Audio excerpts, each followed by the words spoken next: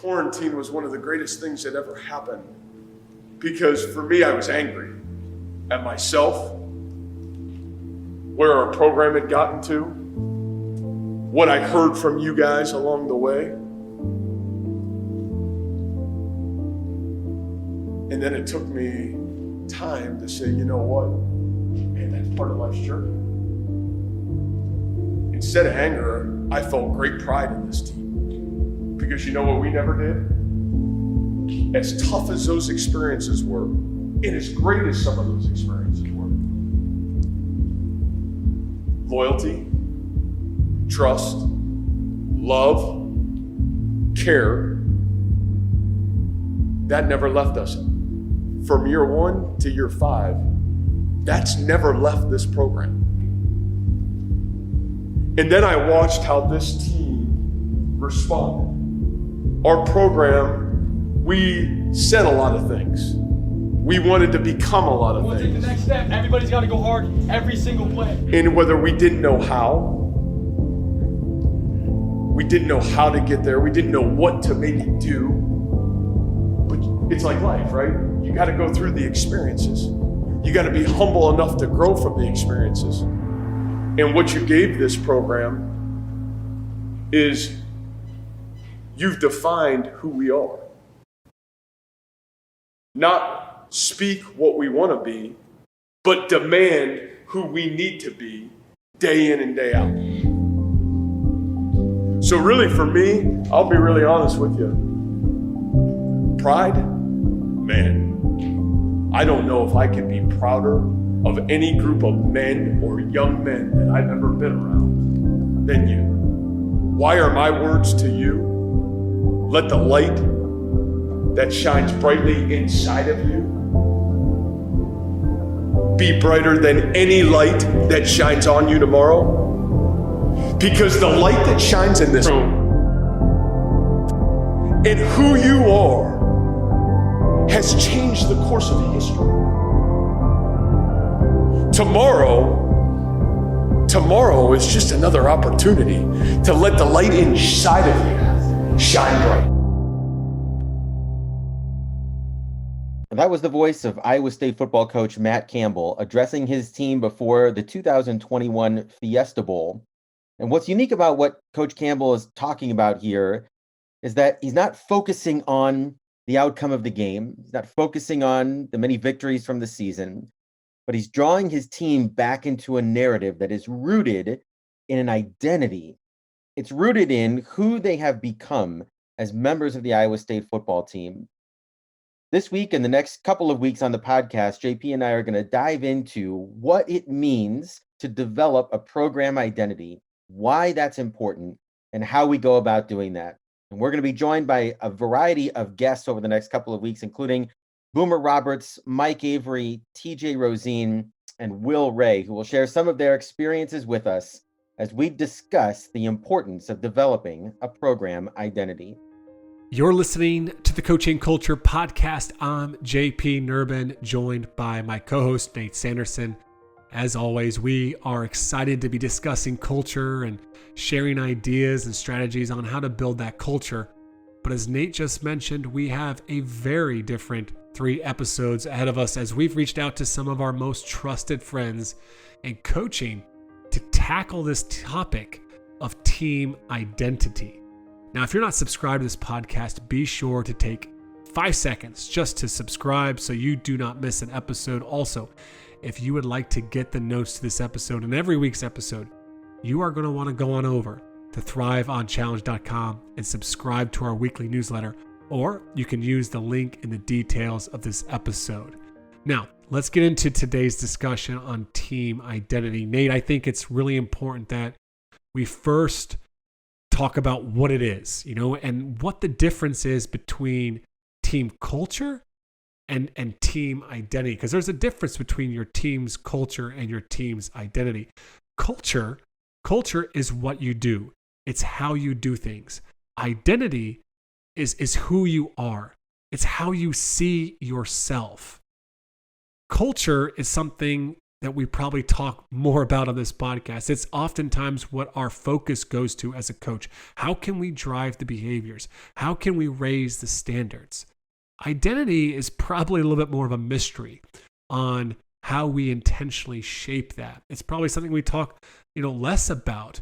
But the reality is, we know this, is that identity is more lasting, it's more effective, and it's a more kind of like a deeper intrinsic motivator or driver of the culture. Like at the end of the day, your identity is what really shapes and drives the culture. Now, Nate, if I was honest, I'm really excited about this conversation because this is something that I'm still learning a lot on. And while I have some experience in helping coaches to create that identity, I feel like you're a little bit further down the road than me when it comes to your years of experience really trying to understand team identity. Well, JP, I think in my experience, the question that I've really spent a lot of time deliberating on is really foundational to how we've built our cultures over the years. And that is, who do we want to be? Just a couple weeks ago, I accepted the head girls basketball job at Mount Vernon High School here in Iowa, and I've got a rebuild on my hands here. There's a lot of work to be done in a lot of places. And so, when you start over, you're thinking about your systems and strategies, and you're thinking about your culture, and you're thinking about captains, and you're thinking about standards. But ultimately, the thing that ties all of that stuff together is a vision for who we want to be. I remember when I did my master's program at Gonzaga in organizational leadership, one of the first essays that we read was about the hologram. And if you're familiar with a hologram, you look at this piece of paper and there's like a 3-dimensional image on the inside of it. And what was interesting about that, talking about organizational cultures, is that if you break a hologram in half, you might think that the image that's contained in that thing would split in two as well. If you broke in half, you'd see the left half and you'd see the right half in those two pieces. But in reality, the image is contained in every piece of that hologram. So if it's broken in two, you have two images that are the same. They're just a little bit smaller than the original. If you break it into 4 or 8 or 16 or 1,000 pieces, it will always contain the original image. It might be a little less quality and it might be a little bit smaller compared to the original, but the image is always the same. And I think that's such a great metaphor for what we're trying to build into our program. It's the idea that maybe we have core values of love or effort or gratitude or whatever those things might be. But the real trick is, how do we make sure that that's instilled in every piece of what we do, whether it's in the weight room or in the film room or it's in practice or open gym or the locker room? We want our DNA to be consistent, our character to be consistent, and that all comes back to having an understanding of, a clear picture of, who do we want to be in this program? So I think the next question, Nate, is why is team identity so important? And I think the first thing I would say here is, if your team identity is just aspirational, if it is just, you sitting down with your team and coming up with some core values or some pillars of your program, then I think it's actually pretty pointless, because it just becomes culture speak. And culture speak is nothing more than just words on a t-shirt, words that you put on the walls, or the poster of the whale jumping out of the water and it says believe. It's just talk. Even Matt Campbell, in that kind of intro you shared, he talks about, hey, this is more than just talk. This is how we live. This is who we are. So if it's just aspirational, though, it's pointless. Now, defining your core values, coming up with your pillars of your program, or just even sitting down and identifying what's really important to you all as a team, that becomes really important and really effective when we use it in a way that is instructional, not just aspirational. Yes, we need to start from a place of aspirational, but though that identity that we aspire to create of who we wish to become, that has to guide the behaviors. It's instructional, and it guides the behaviors and standards of your program. As well as when you start to take on that identity, when you actualize that aspirational identity, when it moves from beyond something you aspire to something you actually become and the way that you see yourself, that's very important that you see yourself in that way, then it becomes incredibly motivational. Because when you don't act in accordance, or you don't behave in a way that's in accordance with how you see yourself and who you are, then you become very, very uncomfortable. And that is when this team identity becomes the real culture driver that you are hoping for it to be when you sit down and you define those aspirational values and that identity. And JP, not to split hairs here in terms of the words that we're using, because I don't want this to be a 30-minute conversation about semantics, but just think about when you say the phrase, something is important to me, versus it's just who I am. You know, if I say that eating right is important to me, I know the value of it, but I'm a healthy eater, like it's just who I am. Like there's a depth to that has more power to it than just simply stating something that we value. Cody Royal wrote a book called The Tough Stuff about being a head coach. And one of the powerful lines in his book, he said, if you know who you are, you know what to do. And oftentimes when we're able to operate from a place of identity where we know who we want to be, all of a sudden determining our standards and our behaviors and our policies on attendance and how we interact with each other, it's all informed from that very base of knowing who we want to be, which is why that identity is so critical, particularly when you're building a program. And JP, there's another advantage, I think, to understanding who you want to be, and that translates directly to performance. And we're not going to get into a lot of the brain science and the psychology in this series, at least in the next couple of episodes. But I think back to an episode in Last Chance U, the basketball series on Netflix, where the team is supposed to be just hammering this school that they beat like 15 times in a row. And they come into the locker room, it's like a 1-point game. And the players are just beside themselves, and they're punching lockers and they're fighting at each other. And they're like, how can we be this close to this team that's terrible? Like everything is focused on the outcome. Everything is focused on the scoreboard. And that creates all this stress and this anxiety and this strife and this conflict. And if I were in the locker room and it was my team, the thing that I would bring us back to is, are we who we want to be? Like, were we playing hard? Were we supporting each other? Were we walking in that identity? If we do that more in the second half, good things are going to happen to us. That's how we've gotten to be as good as we are, right? Like we just bring them back to who we want to be, rather than focusing on, oh, if you guys lose this game, we're going to be on the line. It's going to be so embarrassing. You're going to throw your ranking away. Like you can motivate people in that way. But I think there's a greater power when you just come back to, who do we want to be? And how can we do more of that in the second half of a game? Oh, and this is where I would kind of argue that identity, if you have a strong cultural identity of who you want to be, in those moments, like with that basketball team in the locker room, that's a motivational superpower, because it's not only keeps your head clear on reflection on, the last half of basketball, but it's who are we in that very moment? And for people to respond or react in that way of yelling, throwing chairs, smash, whatever that they were doing, that wouldn't be consistent with their identity. And so first off, there'd be less chance of that happening. Right. And so when we talk about like raising the standards of a program, it's like, oh my gosh, there's so many things that are happening that are just, how do I address all these behaviors? Well, if you always are just trying to address the behavior stuff, you're just going to be constantly putting out fires. But if you have an identity that's not how we do things here, then there's less chance of that type of behavior coming up. But when it does come up, and as many of our coaches will mention over the next couple of weeks, the coach doesn't even have to step in, because other people know that's not who we are here, and so it's not just even in the first half of that game, it's in that very moment, that great challenge when we know who we are. I think that pays big dividends, and it almost becomes this motivational superpower that's far greater than having some big, hairy, audacious goal that you're kind of striving for all season. Our friend Spencer Wood, who's the sports psychologist for the Detroit Tigers, would add to that, JP, and say that what's powerful about that identity versus the outcome is that you have control over your effort or your love or your gratitude or your appreciation or your selflessness. Like the identity piece can always be attained in those difficult moments or in, that difficult second half, whatever it might be. The scoreboard, we control a lot of things, but not everything that's going to affect that, right? And so that's another reason why that there's just so much power in coming back to and understanding who we are striving to be.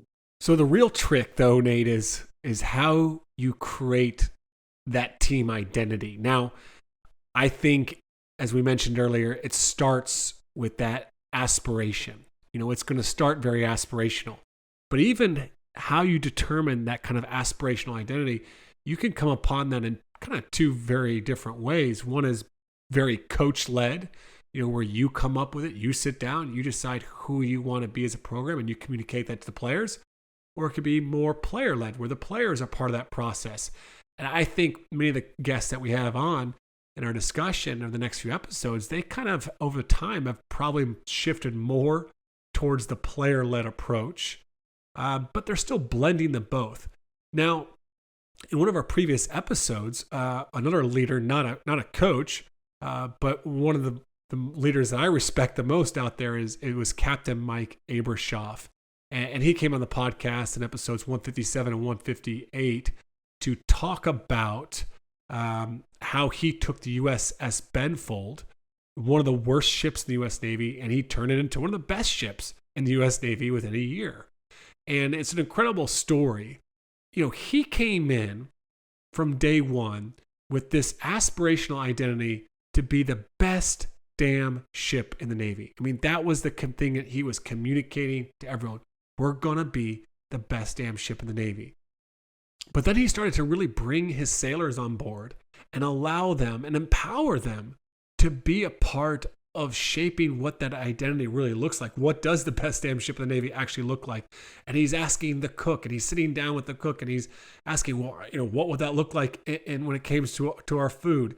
And they, really significantly improved their food and had a great reputation there. And they improved their onboarding program. They improved the way that they painted the ship. They improved their training program for sailors. I mean, they just looked at everything, and he started to get people involved and to help shape that identity and what it actually looked like. And it's an incredible process and story, because I know he actually sat down with every sailor, all 350 plus sailors, in the first 6 weeks and talked with each of them for 30 minutes. And that's an incredible way and an example of someone with a strong aspirational identity, not just trying to be very coach-led, but incorporate the players', thoughts and feelings and ideas.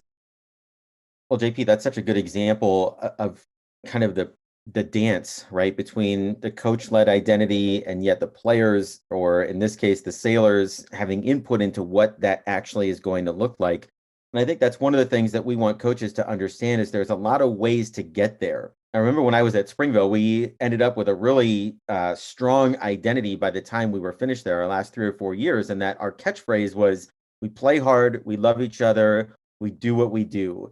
But it wasn't until my 5th year coaching there that we really landed on that as kind of the defining phrase of who we wanted to be. And I remember when it happened, that was a season where we were really trying to just focus on creating a great experience for each other. And so my pregame talks always followed kind of the same pattern, where I'd talk about the 3 keys to the game up on the board, and then I'd put the marker down and I'd turn around and I'd say, look, all these things are important for trying to win this game, but here's what really matters.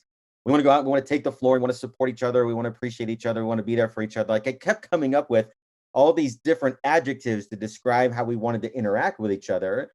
And finally, in early January of 2015, I think I ran out of synonyms, and I just said, we want to go out there and we want to love each other. And it wasn't a phrase that we started with, but when I said it, it was like, that makes perfect sense. Like, all these other adjectives that we used are all sort of encapsulated in that phrase, love each other. And obviously play hard, it goes without much explanation there. And then we just took pride in who we were, doing what we do, knowing that it's a little bit different than the way other people go about their business. So in that instance, it was just very organic. I had a sense of who we wanted to be, and I kept grasping at different words to describe that until we really landed on something that everybody was on board with, and then defined us from that day forward for the rest of the year and the years that followed. Well, Nate, I love that example because I think it takes some of the pressure off some of our coaches that are listening. I know many coaches in the mentorship program that we're working with, they're still going through this process of trying to figure out the language that best, communicates the type of culture and the team identity that they are trying to create. That aspirational identity. I think we often have an idea of what it looks like, but we're trying to create that common language, which many of our coaches in the next few episodes will be sharing with us. But that's a process, and some of the things that we do with coaches, like Mark Cassio, who was on the podcast recently. I mean, I was spending multiple seasons, 3 seasons to be exact, of continuously sitting down every season and identifying what's important to us. Who do we want to be? Who are we? Who have we been in the past? Reflecting on not just the standards of the program, but reflecting on the values, reflecting on the principles, and then trying to refine that language that best communicates it. And as Mark shared on the podcast, eventually they landed, most recently on just meaningful and memorable, and that then kind of came their cultural identity of the experience that they were trying to create each season, a meaningful and memorable experience for every player. And that really shaped their team's identity there. Now, JP, we teased in the opener that this is the first part of a 3-episode series here that was going to feature some additional coaches sharing their insights on how they've built intentionally their program identity. And one of the first questions that we asked, and we're going to hear from first Boomer Roberts, who is the head men's basketball coach at Purdue Northwest and has been a previous guest on the podcast. Where do you start? What's the first step? And one of the things that Boomer is going to talk about here is you have to know yourself. I think you have to know yourself more before anything, right? Like, you can't be something because you see someone else and you're like, wow, that's really cool. And try to be that if your heartbeat isn't about that yourself. And so you got to know who you are and why you coach, your why, your purpose. And if you don't know that, then I would ask the people that are closest to you, like, what do you think I'm about? And then you got to stay true to it, right? Like, once you find out your purpose and your why and what you want to be about every single day, you got to stay true to it. You are what you emphasize every single day in your personal life, in your professional life, on the court, off the court. So knowing yourself and staying true to it, and developing an identity based off that, I think is the number one priority. We also posed the same question to Will Ray, another former guest on the podcast. Will is an athletic director and the head boys basketball coach at Northridge Prep in Chicago. Will's got about 45 years of experience in building teams and building cultures. And here's what he said about where to start. Excellent question, because I think that's where it all begins in the coach's mind, right? And what is his vision for the type of program that he wants to run or she wants to run, and what does that look like? And what I recommend to coaches, I think one of the most valuable things that I do even to this day is spend time in solitude just about every day. I carve out a period of, sometimes a half hour, sometimes 15 minutes, sometimes longer, to just be alone with a notebook and just take that time to think. And I really believe that this is lacking in our culture today in many respects. And that's what I did before I came to Northridge. I sat down in solitude and just thought about what kind of a program do I envision? What do I want to see, next year, 5 years from now, down the road if I'm here long enough? And I would recommend that every coach do that. That just sit down in solitude and start writing down your vision. What do you see? What's going on in your mind's eye? When you look at your team performing on the floor, what do you expect to see?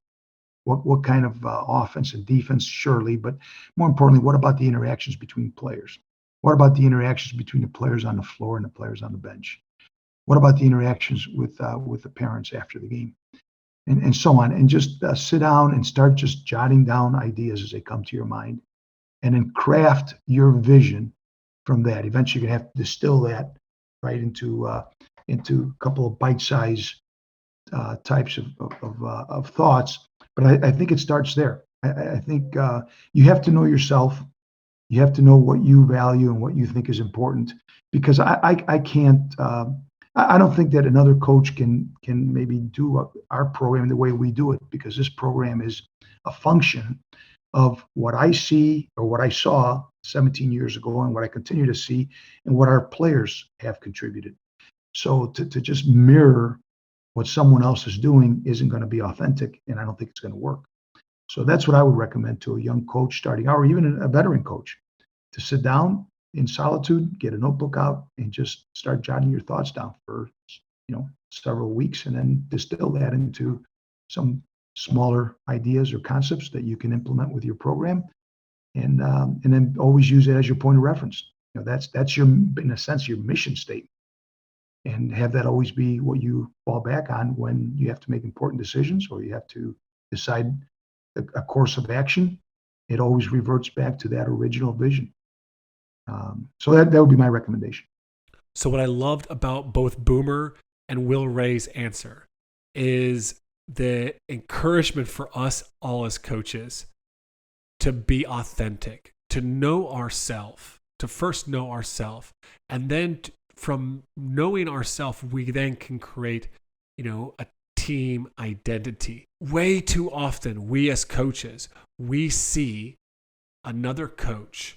We read about this other program, whether it be, someone in the business world. You read a book like The Culture Code, or you're reading about Google and all these companies, or you're reading or learning or watching videos about the San Antonio Spurs or the New England Patriots.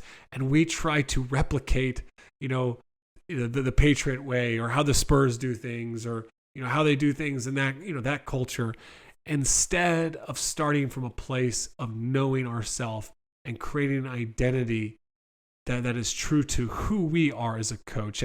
And Boomer and Will give some great encouragement for that. And also I love Will's bit that's not just a momentary, this single moment of figuring it out. It's a daily process of solitude and reflection, coming back to it, and checking in on how that is going. Next week on the podcast, we're going to be joined by Boomer and Will, as well as TJ Rosine from Point Guard College and Mike Avery, former head men's soccer coach at Valparaiso. And they're going to share with us a little bit of a description of the type of identity that they've built into their programs over the years, as well as how they've incorporated player input into the evolution of that identity as time has gone on. And in part 3, we're going to bring all 4 guests back to talk about how having that sense of identity helps inform their decision-making and the standards within their teams. Thanks for listening in to the Coaching Culture Podcast. If you'd like to learn more about how we support coaches, head on over to thriveonchallenge.com. Loads of free resources there, as well as some online courses and details about our mentorship program and retreats.